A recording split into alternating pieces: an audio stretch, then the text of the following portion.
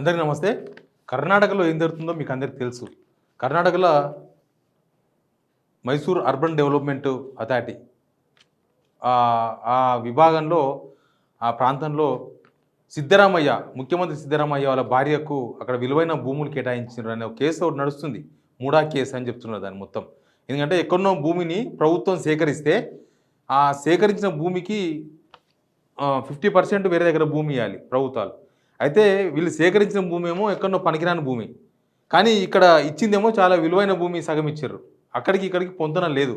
దీనికి సిద్ధరామయ్య రికమెండ్ చేసిరని ఒక లెటర్ కూడా బయటకు వచ్చింది. సిద్ధరామయ్య భార్య పేరు మీద ఎంత జరిగింది. సిద్ధరామయ్య భార్యనే నాకు ఫలానా దగ్గర ల్యాండ్ కావాలని చెప్పి ప్రభుత్వానికి లేఖ రాసింది. అదంతా కూడా బయటకు వచ్చింది. ఎనివే అదంతా పెద్ద కేసు అయిపోయి లాస్ట్కి ఎక్కడి దాకా వచ్చిందంటే సిద్ధరామయ్యను ఇంకా తప్పిస్తారు, ముఖ్యమంత్రి పదవి నుంచి తప్పించాలి అనే చర్చ దాకా వచ్చింది. ఆల్రెడీ అక్కడ డీకే శివకుమార్ వాళ్ళు తీవ్రమైన పోటీలో ఉన్నారు. డీకే శివకుమార్ ఈయనను ఎప్పుడు దింపుతాడా, మనం ఆ సీఎం పోస్ట్లో ఉందామని ఫస్ట్ నుంచి కాసుకొని కూర్చున్నారు. ఫస్టే డీకే శివకుమార్ అసంతృప్తి వ్యక్తం చేసిండు సిద్ధరామయ్య ముఖ్యమంత్రిగా ఉన్నాడని. కానీ వీళ్ళిద్దరి మధ్యలో ఈయన మినిస్టర్ సతీష్ జార్కిహోలీ అని ఒక మినిస్టర్ ఉన్నాడు. ఆయన నిన్న కొన్ని హాట్ కామెంట్ చేసిండ్రు. ఏం తెలుసా, ఎన్ని ఇబ్బందులు వచ్చినా ఎన్ని ఆరోపణలు వచ్చినా సిద్ధరామయ్యను మాత్రం మార్చొద్దు. ఒకవేళ సిద్ధరామయ్యను కనుక మార్చితే తెలంగాణ ముఖ్యమంత్రి రేవంత్ రెడ్డి గారిని కూడా మార్చాల్సి వస్తుంది అని ఆయన ఒక పెద్ద బాంబు పేల్చిండు. అసలు ఎందుకు సిద్ధరామయ్యకు ప్లస్ రేవంత్ రెడ్డికి ఏంది సంబంధం అంటే ఆయన ఒక పెద్ద స్టోరీ చెప్పిండు. ఇప్పుడు అక్కడ ఏమైంది, సిద్ధరామయ్యను విచారించడానికే గవర్నర్ అనుమతి ఇచ్చిండు. గవర్నర్ అనుమతి ఇచ్చిండు అంటేనే దీనిలో ఏదో బీజేపీ ఏదో ప్రయత్నం చేస్తుంది, కర్ణాటకలో కాంగ్రెస్ కూలగొట్టే ప్రయత్నాలు, కాంగ్రెస్ ప్రభుత్వాన్ని కూలగొట్టే ప్రయత్నాలు నడుస్తున్నాయి అనేది ఓ చర్చ. వీళ్ళు ఒక ఆరోపణను తెర మీద తీసుకొచ్చారు కాంగ్రెస్ వాళ్ళు.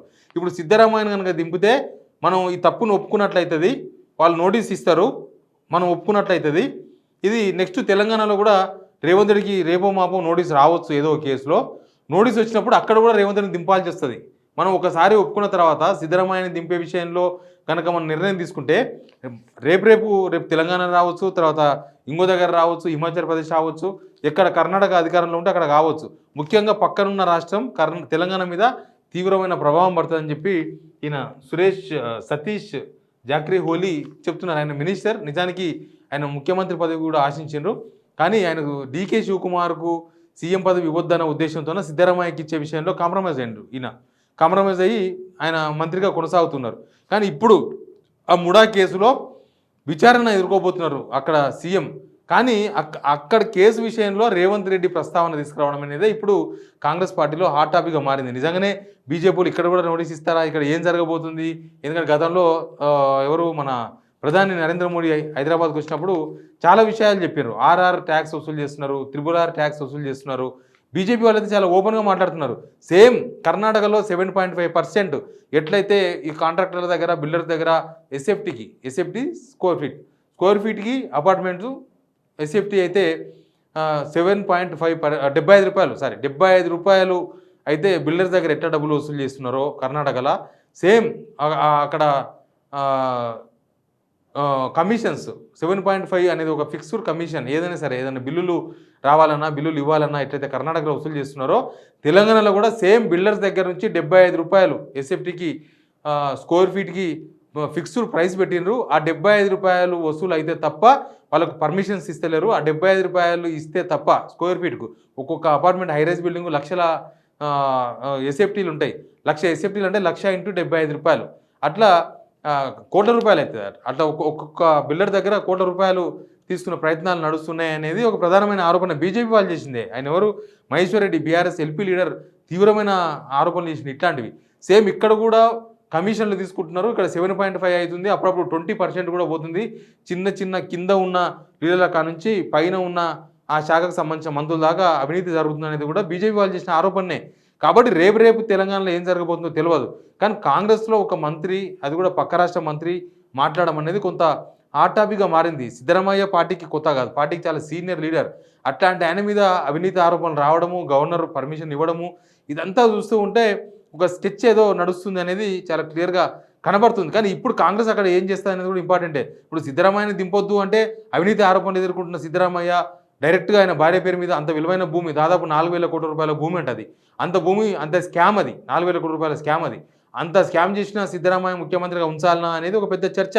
ఆయన గనక దింపేస్తే అది తెలంగాణ మీద ఎఫెక్ట్ పెడుతుంది అనేది ఆల్రెడీ కాంగ్రెస్లో జరుగుతున్నది. కానీ ఆయన దింపక తప్పదు. ఆయన దింపితే ఇక్కడ తెలంగాణలో ఎట్లాంటి ఎఫెక్ట్ పడుతుంది అనేది కూడా చాలా ముఖ్యమైన పాయింట్ను రేజ్ చేసిన మంత్రి. నిజంగానే ఇక్కడ కూడా చాలా ఆరోపణలు ఉన్నాయి కాబట్టి ఇక్కడ కూడా మన నోటీసులు వస్తే ఏం జరగబోతుంది, ఆ స్కామ్ సందర్భంగా సీఎం రేవంత్ రెడ్డి ప్రస్తావన చేయడం, రేవంత్ రెడ్డి పేరును, రేవంత్ రెడ్డి కూడా ఏమైనా జరగవచ్చు, రేపు నాడు రేవంత్ రెడ్డి కూడా దింపక తప్పదు ముఖ్యమంత్రి పదవి నుంచి అన్న ఒక చర్చ రావడం అనేది నిజంగా తెలంగాణ కాంగ్రెస్లో కూడా ఒక పెద్ద హాట్ టాపిక్ అయిపోయింది. తెలంగాణ కాంగ్రెస్లో ఈ మధ్య ఏవి బయటకు వస్తలేవు, కానీ లోపల జరగాల్సినవి జరుగుతున్నాయి. చాలామంది చర్చలు చేస్తున్నారు. మనం చూసినారు కదా, అనేక సమస్యల్లో లేకపోతే ప్రభుత్వం క్రైసిస్లో ఉన్నప్పుడు, లేకపోతే రేవంత్ రెడ్డి అనేక విమర్శల పాలైనప్పుడు, రేవంత్ రెడ్డి ఇరుక్కున్నప్పుడు మిగతా మంత్రులు ఎవరు కూడా ఆయన సపోర్ట్గా నిలుస్తలేరు, మాట్లాడతలేరు. అంటే పర్సనల్గా రేవంత్ రెడ్డి ఇరుక్కున్నప్పుడు దానికి ఎవడేం చేయలేరు. కానీ ఆయన అన్నదమ్ముల విషయం వచ్చినప్పుడు ఎవడేం చేస్తారు? అన్నదమ్ముల ఇష్యూలో మన 1000 కోట్ల కంపెనీతో అగ్రిమెంట్ చేస్తున్నారు. ఇంకో ఆయన ఏమో మొత్తం సెటిల్మెంట్ చేస్తున్నాడు హైదరాబాద్ చుట్టూ మొత్తం అనేది ఒక పెద్ద చర్చ నడుస్తుంది. ఈ విషయంలో మంత్రులు ఎవరు మిగతా వాళ్ళు మాట్లాడకపోవచ్చు. ఎందుకంటే రేవంత్ రెడ్డి తమ్ముళ్ళు ఏం చేస్తున్నారో వాళ్ళకేం తెలుస్తుంది, వాళ్ళు ఎందుకు దానికి సపోర్ట్ చేయాలి. కాంగ్రెస్లో ఎట్లా ఉంటుంది, ఒకటే పేపర్ ముఖ్యమంత్రిని చేస్తుంది, ఒకటే పేపర్ ముఖ్యమంత్రి పదవి నుంచి దింపేస్తుంది. ప్రాంతీయ పార్టీ అట్లా ఉండదు. అధికారం పోయినా ఉన్నా అటు చంద్రబాబు నాయుడు, ఇటు కేసీఆర్, లేకపోతే ఇంకొక ప్రాంతీయ పార్టీ అక్కడ స్టాలిన్, లేకపోతే అక్కడ ఇంకెక్కడో ప్రాంతీయ పార్టీలో వాళ్ళే లీడర్గా ఉంటారు. కానీ జాతీయ పార్టీలో అట్లా ఉండదు. ఒక లీడర్ వస్తే ఆయన సీఎం అయిన రేవంత్ రెడ్డి, ఇంకొక లీడర్ ఢిల్లీకి వెళ్ళి వస్తే సీఎంగా దిగిపోతాడు. ఈ రోజు నమస్తే సలాం అని కొడుతున్న వాళ్ళు రేవంత్ రెడ్డి ముఖం కూడా చూడరు, మళ్ళీ దిగిపోవాల్సి వస్తుంది. మనం చూసినాం కదా, కిరణ్ కుమార్ని చూసినాం, సేమ్ టైం రోషయ్యని చూసినాం, మాజీ ముఖ్యమంత్రి రోషయ్య చనిపోయిన దాకా కూడా చూసినాం. ఇక అంతకుముందు రాజశేఖర్ అంటే అనుకోకుండా చనిపోయిండు. బీజేపీలో కూడా మనం చాలాసార్లు చూస్తుంటాం, ఏదో రాష్ట్రానికి గవర్నర్గా పనిచేసి ఉంటారు. గవర్నర్ అయిపోయిన తర్వాత కనీసం ఈగలు కూడా ఆయన దగ్గర పోవు. ఈ సేమ్ ఇక్కడ రేవంత్ రెడ్డి కూడా ఒక పేపర్తో ముఖ్యమంత్రి పదవి నుంచి దిగిపోవచ్చు.